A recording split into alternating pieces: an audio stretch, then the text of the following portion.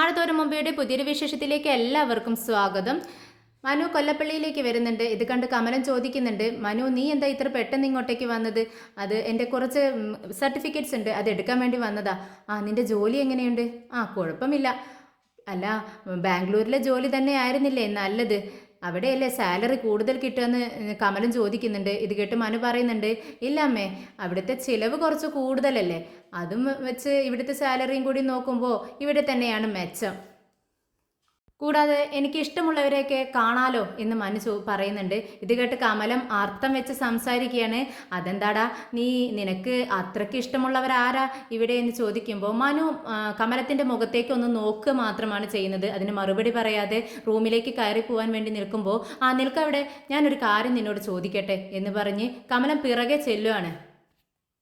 ഇന്നിവിടെ വൈജ വന്നിട്ടുണ്ടായിരുന്നു. അവൾ എന്നോടൊരു കാര്യം പറഞ്ഞു, ഞാനത് വിശ്വസിച്ചിട്ടില്ല. നീ ബാംഗ്ലൂരിലെ ജോലി ഉപേക്ഷിച്ച് എറണാകുളത്ത് വന്ന് ജോലി ചെയ്യുന്നത് ഈ അലീനയെ കൂടെ കൂടെ കാണാനെന്നാണ് അവൾ പറഞ്ഞത്. അത് ശരിയാണോ? ഇത് കേട്ട് മനു ചോദിക്കുന്നുണ്ട്, അവരങ്ങനെ പറഞ്ഞോ? ആണെങ്കിൽ എന്ന് ചോദിക്കുന്ന സമയത്ത് കമലം പറയുന്നുണ്ട്, ആണെങ്കിലേ നാളെ നേരം വെളുക്കുമ്പോൾ തന്നെ ഞാൻ ചെന്ന് അലീനയുണ്ടല്ലോ അവളെ അവിടെ നിന്ന് ആട്ടി ഇറക്കും എന്ന് പറയാണ്. ഇത് കേട്ടിട്ട് മനു പറയുന്നുണ്ട്, അങ്ങനെയാണെങ്കിലേ പിറ്റെന്ന് തന്നെ ഞാൻ ഉടനടി അവൾക്ക് എറണാകുളത്ത് ഒരു ജോലി അങ്ങ് ശരിയാക്കി കൊടുക്കും. എന്നാൽ പിന്നെ ഞങ്ങൾക്ക് രണ്ടുപേർക്കും എപ്പോഴും കാണാമല്ലോ. ഇത് കേട്ട് നമ്മുടെ കമലം ഉറഞ്ഞു തുള്ളി നിൽക്കുകയാണ്. ദേഷ്യം വന്ന് വീണ്ടും മനു പറയുന്നുണ്ട്, അതെ അമ്മ ഒരു കാര്യം മനസ്സിലാക്കണം. ഞാനേ ബുദ്ധിയുള്ള മനുഷ്യനാ, എനിക്ക് ജോലിയുണ്ട്, ഞാൻ ജോലി ചെയ്താണ് ജീവിക്കുന്നത്. എനിക്ക് എന്ത് ചെയ്യണം എന്ത് ചെയ്യരുതെന്ന് നല്ല ബോധ്യമുണ്ട്. അതിനനുസരിച്ച് തന്നെയാണ് ഞാൻ ചെയ്യത്തുള്ളൂ. അമ്മ അക്കാര്യം മനസ്സിലാക്കണമെന്ന് പറഞ്ഞ് മനു റൂമിലേക്ക് കയറി ചെല്ലുന്നുണ്ട്. പിന്നീട് നമ്മുടെ അലീന ഒരു ഓട്ടോ വിളിച്ച് കടപ്പാട്ടൂരിൽ എത്തുവാണ്. ബാലചന്ദ്രൻ ഭക്ഷണമൊക്കെ വാങ്ങിച്ചു കൊടുത്ത് കയ്യിലുണ്ടായിരുന്ന വീടിൻ്റെ കീ അലീനയുടെ കയ്യിൽ കൊടുത്താണ് വിട്ടിരിക്കുന്നത്. അതുകൊണ്ട് തന്നെ പെട്ടെന്ന് ചെന്ന് ഡോറ് തുറന്ന് അകത്തേക്ക് കയറുകയാണ് അലീന. ചുറ്റുപാടും ഇങ്ങനെ നോക്കുന്നുണ്ട്. നേരെ തൻ്റെ ബാഗെല്ലാം മുത്തശ്ശിയുടെ റൂമിൽ കൊണ്ടുപോയി വെക്കാൻ വേണ്ടി റൂമിൻ്റെ ഡോർ അങ്ങ് തുറക്കുന്ന സമയത്ത് അലീന ആകെ അന്തം വിട്ട് നിൽക്കുകയാണ്. റൂമെല്ലാം അലങ്കോലപ്പെട്ട് കിടക്കുകയാണ്. അവിടെ മുത്തശ്ശിയുടെ ബെഡും ബെഡ്ഷീറ്റും എല്ലാം അലങ്കോലപ്പെട്ട് കിടക്കണു. പിന്നെ അവിടെ ചായ കുടിച്ച കപ്പ് പോലും കൊണ്ടുപോയി വെച്ചിട്ടില്ല. ഇത് കച്ചറയെല്ലാം താഴെ കിടക്കുന്നുണ്ട്, അടിച്ചു വാരിയിട്ട് പോലും ഇല്ല. അതിനിടയിൽ അവളുടെ മമ്മിയുടെ ഫോട്ടോ താഴെ വീണ് കിടക്കുകയാണ്. അത് കണ്ടിട്ട് ബാഗെല്ലാം താഴെ വെച്ച് അലീന ഓടിച്ചെന്ന് സങ്കടത്തോടെ അതെടുത്ത് തുടച്ച് ഷോക്കേസിൽ തന്നെ നേരെ വെക്കുന്നുണ്ട്.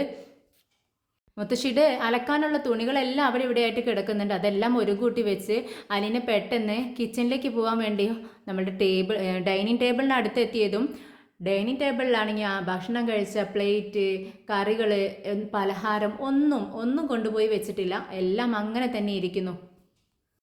പിന്നീട് അലീന നേരെ കിച്ചണിലേക്കാണ് ചെല്ലുന്നത്. കിച്ചണിലെത്തിയതും അലീന ആകെ അന്തം വിട്ട് എന്തൊരു കഷ്ടമെന്നുള്ള മുഖഭാവത്തോടെ ഇങ്ങനെ നോക്കുകയാണ്. വളരെ വിഷമത്തോടെ ചുറ്റും നോക്കുകയാണ്. പാത്രങ്ങളെല്ലാം കൂട്ടിയിട്ടിരിക്കുന്നു. എത്ര ദിവസം അലീന പോയ 2 ദിവസത്തെയും പാത്രങ്ങളും എല്ലാം കഴുകാനാണ്. അവിടെ കിച്ചണിലെ വേസ്റ്റിൻ്റെ മണം കൊണ്ട് അലീനയ്ക്ക് കിച്ചണിലേക്ക് അങ്ങ് കയറാൻ പറ്റുന്നില്ല. മൂക്ക് പൊത്തിയിട്ടാണ് അലീന കയറുന്നത്. അത്രയ്ക്ക് വൃത്തിഹീനമായ ഒരു അവസ്ഥയിലാണ് അവിടുത്തെ കിച്ചന് പോലും കിടക്കുന്നത്. അങ്ങനെ മൂക്ക് പൊത്തിക്കൊണ്ട് അലീന ആദ്യം തന്നെ ഡൈനിങ് ടേബിളൊക്കെ ക്ലീൻ ചെയ്ത് കിച്ചനൊക്കെ ക്ലീൻ ചെയ്യാണ്.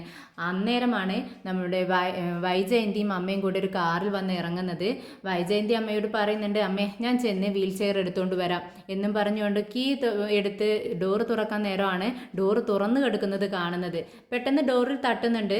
എന്നിട്ട് അമ്മയുടെ അടുത്ത് വന്നിട്ട് പറയുന്നുണ്ട്, അമ്മയ്ക്ക് നടക്കാൻ കഴിയുമോ എന്ന് ചോദിക്കുമ്പോൾ, ഇല്ല മോളെ, കാല് നല്ല വേദനയാണെന്ന് പറയുന്നു. അപ്പോഴേക്കും അലീന വന്ന് ഡോറ് തുറക്കുന്നുണ്ട്. നീ എപ്പോഴാടി വന്നത്? നീ എങ്ങനെ അകത്ത് കയറി എന്ന് ചോദിക്കുകയാണ്. അപ്പോൾ ഞാൻ രാവിലെ വന്നതാ, എത്ര നേരം പുറത്തിരുന്നു എന്നറിയോ? എന്നിട്ട് ഞാൻ ബാലചന്ദ്രൻ സാറിൻ്റെ അടുത്ത് ചെന്ന് ഷോപ്പിൽ ചെന്ന് കീ മേടിച്ചുകൊണ്ട് വന്നിട്ട് ഡോറ് തുറന്നതെന്ന് പറയുന്നു. ഇത് കേട്ടത് വൈജയന്തി ചോദിക്കുന്നുണ്ട്, നീ എന്തിനാ ഷോപ്പിലേക്കൊക്കെ പോയത് എന്ന് ചോദിച്ച് ദേഷ്യപ്പെടുകയാണ്. ഇത് കേട്ടിട്ട് അലീന, പിന്നെ ഞാൻ എന്ത് ചെയ്യും, ഇവിടെ ഇരിക്കാൻ പറ്റുമോ എനിക്ക് പുറത്ത് എന്ന് ചോദിക്കുന്നുണ്ട്. എന്നിട്ട് താഴേക്ക് ഇറങ്ങി വന്ന് മുത്തശ്ശിയുടെ അടുത്ത് വരികയാണ്. മുത്തശ്ശി പറയുന്നുണ്ട്, മോളെ എന്നെ ഒന്ന് പിടിക്കും മോളെ, എനിക്ക് തീരെ വയ്യ, ഞാൻ അവശയായിട്ട് ഇരിക്കുക, എന്നെ ഒന്ന് അകത്തേക്ക് കൊണ്ടുപോകുമെന്ന് പറയുമ്പോൾ ഡോറ് തുറക്കാൻ വേണ്ടി നിൽക്കുന്ന സമയത്ത് വൈജയന്തി തടയാണ്. വേണ്ട, എനിക്കറിയാം അമ്മയെ എന്ത് ചെയ്യണമെന്ന്. അമ്മയെ ഹോസ്പിറ്റലിൽ കൊണ്ടുപോയത് ഞാനാ, തിരിച്ചു കൊണ്ടുവന്നത് ഞാനാ, എങ്ങനെ അകത്തേക്ക് കയറ്റാമെന്ന് എനിക്കറിയാം എന്ന് പറഞ്ഞുകൊണ്ട് അലീനയെ തടയാണ്. എന്നിട്ട് പെട്ടെന്ന് ചെന്ന് വീൽ ചെയറെല്ലാം കൊണ്ടുവന്ന് സിറ്റൗട്ടിൽ വയ്ക്കുന്നുണ്ട്. എന്നിട്ട് തനിയെ തന്നെ അമ്മയെ കാറിൽ നിന്നും ഇറക്കി അങ്ങ് നടത്തി കൊണ്ടുപോവാണ്. അപ്പോൾ മുത്തശ്ശി പറയുന്നുണ്ട്, മോളെ നീ എൻ്റെ പേഴ്സെല്ലാം ബാഗിലുണ്ട്, അതങ്ങ് എടുത്തിട്ട് അകത്തേക്ക് വാ എന്ന് അലീനോട് പറയുന്നുണ്ട്. അലീന പേഴ്സ് എടുക്കാൻ വേണ്ടി കാറിൻ്റെ ഡോറ് തുറന്നതും അയ്യോ എനിക്ക് വയ്യായേ എന്ന് നിലവിളിക്കുന്നത് കേട്ട് മുത്തശ്ശിയുടെ നിലവിളിയാണ് കേൾക്കുന്നത്. അലീന പെട്ടെന്ന് തന്നെ തിരിഞ്ഞു നോക്കുന്ന സമയത്ത് മുത്തശ്ശി താഴെ വീണ് കിടക്കുന്നതാണ് അലീന കാണുന്നത്. അലീന ഓടി ചെല്ലുന്നുണ്ട്. എന്നിട്ട് മുത്തശ്ശീനെ പിടിച്ച് രണ്ടുപേരും കൂടെ വൈജയന്തിയും കൂടെ പിടിച്ച് വീൽ ചെയറിലേക്ക് ഇരുത്തുവാണ്. അങ്ങനെ മുത്തശ്ശിയെ ഇരുത്തുന്ന സമയത്ത് അലീന ഒന്ന് സൂക്ഷിച്ച് വൈജയന്തിൻ്റെ മുഖത്തേക്ക് നോക്കുന്നുണ്ട്. എന്നിട്ട് പറയുന്നുണ്ട്, മാഡം അഹങ്കാരവും ഈ കുന്നിട്ടും കുന്നായ്മയൊക്കെ ഉണ്ടല്ലോ, അതൊന്ന് കുറക്കുന്നത് നല്ലതാണ്.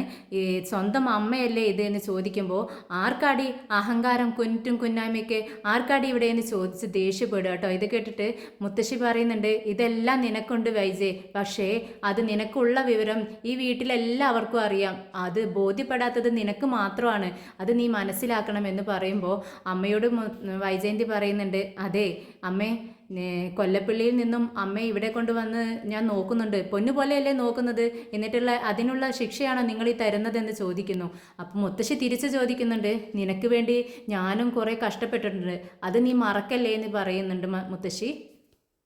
നിങ്ങൾ രണ്ടുപേരും വഴക്കടിക്കാതെ എന്നെ ഒന്ന് അകത്തേക്ക് കൊണ്ടുപോകും, എനിക്കൊന്ന് കിടക്കണമെന്ന് പറയുന്നു.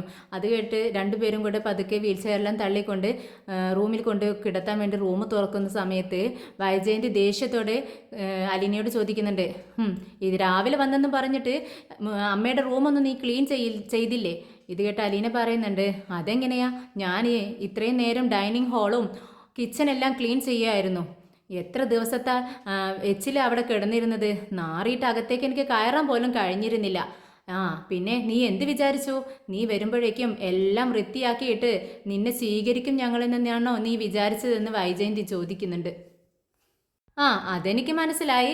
2 ദിവസം വേലക്കാരി ലീവ് എടുത്തപ്പോൾ അത്രയും ദിവസത്തെ ജോലി ഒറ്റ ദിവസം കൊണ്ട് തന്നെ ചെയ്യിക്കണമെന്ന് നിങ്ങൾക്ക് ഉണ്ടായിരുന്നു, അത് നിങ്ങൾ സാധിച്ചെടുത്തല്ലോ എന്നും കുറച്ച് ദേഷ്യത്തോടെ തന്നെ അലീനയും പറയുന്നുണ്ട്. ഇത് കേട്ടിട്ട് മുത്തശ്ശി പറയുന്നുണ്ട്, അതെ നിങ്ങൾ രണ്ടുപേരും ഇങ്ങനെ വഴക്കടിക്കാതെ എന്നെ ഒന്ന് ആ ബെഡിലേക്ക് കിടത്ത്, എൻ്റെ കാലിന് തീരെ വയ്യ, എനിക്കൊന്ന് കിടക്കണം എന്ന് പറയുന്നു.